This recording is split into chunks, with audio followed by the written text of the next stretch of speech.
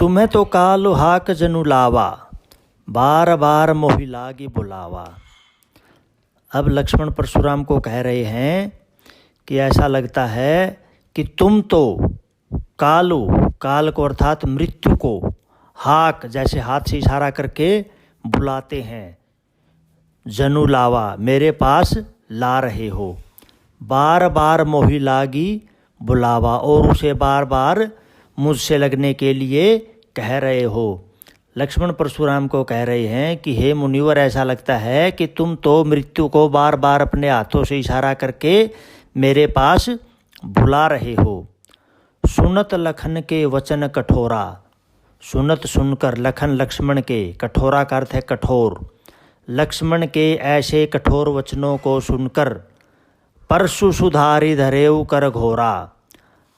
परशु सुधारी, परशु यानी कि फरसे को, सुधारी सुधार कर, धरेऊ धारण किया, कर हाथ में, और घोरा का अर्थ है घनघोर।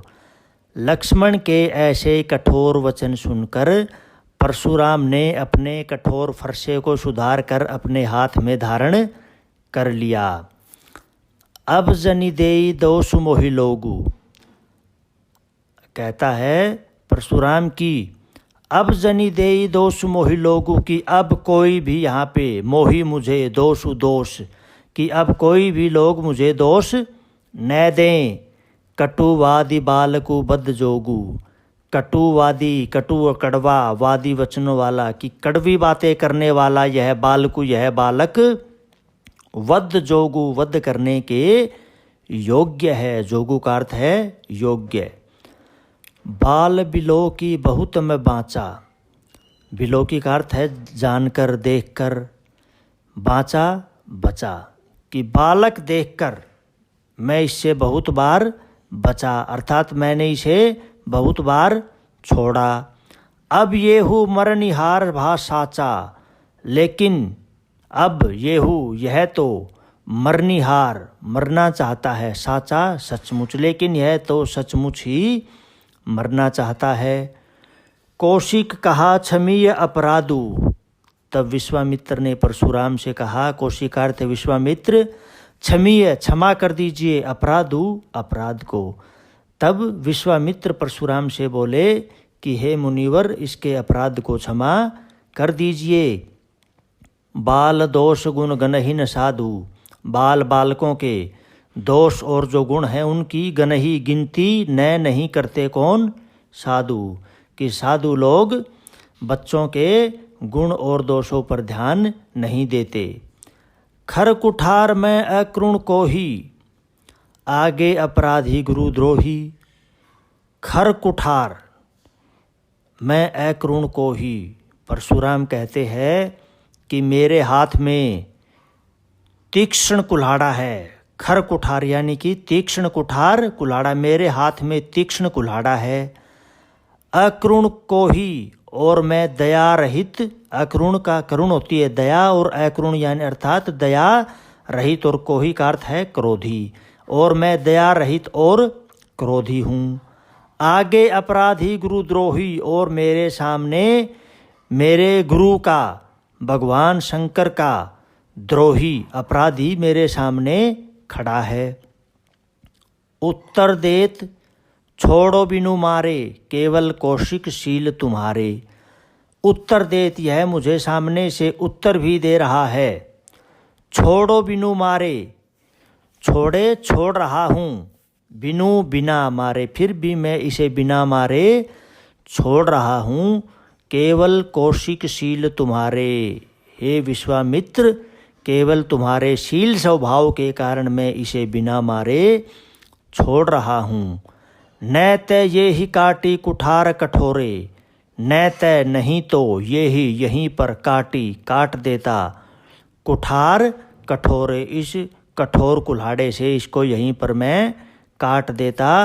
गुरही उऋण, गुरही अर्थात गुरु के, उऋण ऋण से, गुरु के ऋण से होतेऊ हो जाता, गुरु के ऋण से उऋण हो जाता। उऋण होना यानी कि ऋण चुका देना। श्रम थोड़े, श्रम मेहनत, थोड़े थोड़ी, अब यहाँ पे जो है परशुराम कह रहे हैं कि न तो यही काटी कुठार कठोरे, नहीं तो इसको यहीं पर कठोर कुल्हाड़े से काट देता और गुरु के ऋण से उऋण हो जाता, मुक्त हो जाता केवल थोड़े से ही परिश्रम से। गाधी सुनी कहे हृदय हसी, मुनि ही हरियरे सूझ, अय में खांड ने ऊख में अजहु न बूझ अबूझ। गाधी सुनू अर्थात गाधी के पुत्र, गाधी के पुत्र कौन है? विश्वामित्र। कह रहे हैं हृदय मन में हंसी हंसकर, विश्वामित्र मन ही मन हंसकर कह रहे हैं मुनि ही हरियरे सूझ, कि मुनि ही मुनि को, हरियरे हरा ही हरा सूझ रहा है, अर्थात मुनि को चारों तरफ हरा ही हरा दिखाई दे रहा है। अय में खांड न ऊख में। अब यहाँ पे जो खांड शब्द है उसके दो अर्थ है। एक खांड होती है गन्ने से बना हुआ मीठा पदार्थ जिसको हम खाते हैं, और एक खांड का अर्थ यहाँ पे खांडा अर्थात खड़ग तलवार। अयमय का अर्थ है लोहे की बनी हुई, और ऊखमय का अर्थ होता है ऊख से बनी हुई यानी कि गन्ने से बनी हुई। अब कवि कहता है कि विश्वामित्र मन ही मन सोच रहे हैं कि अयमय खांड, कि यह लोहे से बनी हुई खांड अर्थात खांडा लोहे की बनी हुई तलवार के समान है। कौन? राम और लक्ष्मण। वो क्या है? लोहे की बनी हुई खांड अर्थात खांडा तलवार के समान है। न ऊख में, न की गन्ने से बनी हुई मीठी खांड है जिसे कोई भी मुंह में रखकर पिघला जाए। अजहु न बूझ अबूझ, यह सब बूझ जानते हुए भी अबूझ अनजान बन रहे हैं, कि जिन्होंने शिव के धनुष को तोड़ दिया, और मुनिवर को अब भी लग रहा है कि यह एक साधारण मानव है, उन्हें समझ जाना चाहिए कि ये लोहे की बनी हुई तलवार के समान है, ये कोई गन्ने से बनी हुई खांड नहीं है कि जिसे वह मुंह में रखते ही पिघला देंगे। कहे वो लखन मुनिशील तुम्हारा, को नहीं जान विदित संसारा। कहे वो लखन, लक्ष्मण कहते हैं मुनि कि हे मुनिवर, शील तुम्हारा, तुम्हारा जो स्वभाव है, कौन ही जान, उसके बारे में कौन नहीं जानता। विदित अर्थात जानता है, संसारा पूरा संसार। लक्ष्मण परशुराम से कहते हैं कि हे मुनिवर, आपके स्वभाव के बारे में कौन नहीं जानता, आपके स्वभाव को तो सारा संसार जानता है। माता पिता ही उऋण भय नीके, माता और पिता के उऋण यानी कि ऋण से मुक्त भय हो चुके हैं, नीके भली प्रकार से, कि आप अपने माता पिता के ऋण से भली भांति से मुक्त हो चुके हैं। गुर ऋणु रहा सोचु बड़ जी के, अब तुम्हारे हृदय में जी में एक ही चिंता है, बड़ी क्या, कि गुरु का जो ऋण है वह तुम्हारे ऊपर अभी बाकी है।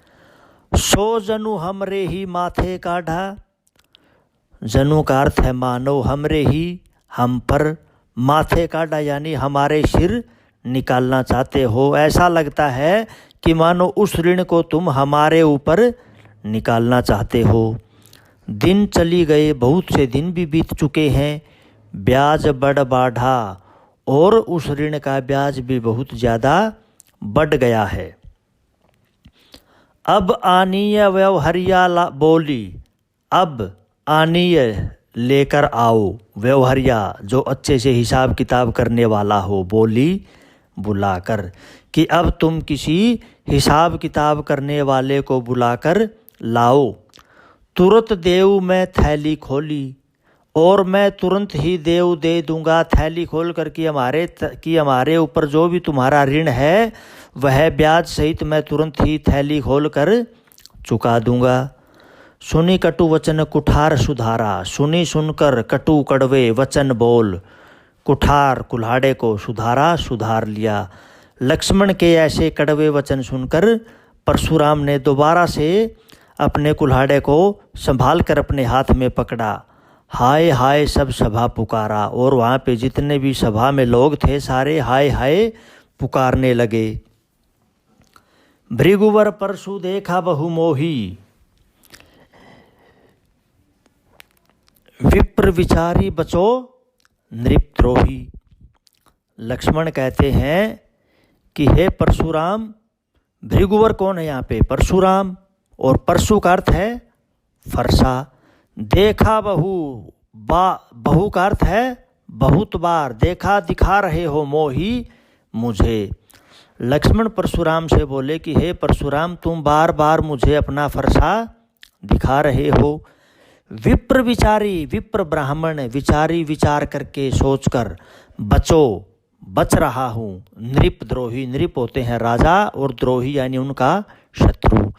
कि हे राजाओं के शत्रु, मैं तो ब्राह्मण सोचकर तुमसे बच रहा हूँ।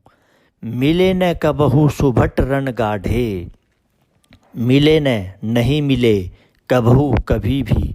सुभट, भट्ट होता है योद्धा और सु अच्छा यानी कि वीर योद्धा जो हैं रण युद्ध भूमि में, गाढ़े अच्छे, जैसे गाढ़े मित्र होते हैं अच्छे मित्र, उसी प्रकार गाढ़े का अर्थ है अच्छे। मिले न कबहु सुभट रण गाढ़े, ऐसा लगता है कि तुम्हें कभी भी अच्छे वीर योद्धा रणभूमि में नहीं मिले। द्विज देवता घर ही के बाढ़े, बाढ़े यानी कि फूले रहना अपने आप में। ऐसा लगता है कि ब्राह्मण देवता अपने घर में ही बैठकर अपने आप में फूले रहते हैं कि मुझसे बड़ा कोई भी योद्धा नहीं है। अनुचित कहू कही सब लोग पुकारे, सभा के सभी लोग पुकारने लगे कि लक्ष्मण ने यह अनुचित कहा, गलत कहा। रघुपति शयन ही लखनऊ निवारे, तब रघुपति अर्थात श्री राम ने शयन ही नेत्रों के इशारे से लखनऊ लक्ष्मण को निवारे, मना किया अर्थात चुप रहने के लिए इशारा किया। लखन उत्तर आहुति श्रीष, भृगुवर को पुकृशानु। लखन उत्तर, लक्ष्मण का जो उत्तर है, आहुति श्रीष वह आहुति के समान, भृगुवर कोपु परशुराम के गुस्से की, और कृशानु का अर्थ है आग। लक्ष्मण के उत्तर ने परशुराम के गुस्से की आग में आहुति के समान काम किया, अर्थात उसके गुस्से को और भी ज़्यादा भड़का दिया। जिस प्रकार हम हवन की आग में आहुति डालते हैं तो आग और भी ज़्यादा आग की ज्वालाएं भड़क जाती है, उसी प्रकार जो लक्ष्मण का उत्तर है उसने परशुराम के गुस्से की आग में आहुति का काम किया। बढ़त देखी जल संवचन बोले रघुकुल भानु, बढ़त बढ़ता हुआ, देखी देख कर, बात को बढ़ता हुआ देखकर, उनके गुस्से को बढ़ता हुआ देखकर, उनके गुस्से की आग को भड़कता हुआ देखकर, जल संवचन पानी के समान जो वचन है बोले रघुकुल भानु, रघुकुल के सूर्यवंश में जो पैदा हुए अर्थात परशुराम के गुस्से को बढ़ा हुआ देखकर श्री राम ने जल के समान शीतल वचन बोले।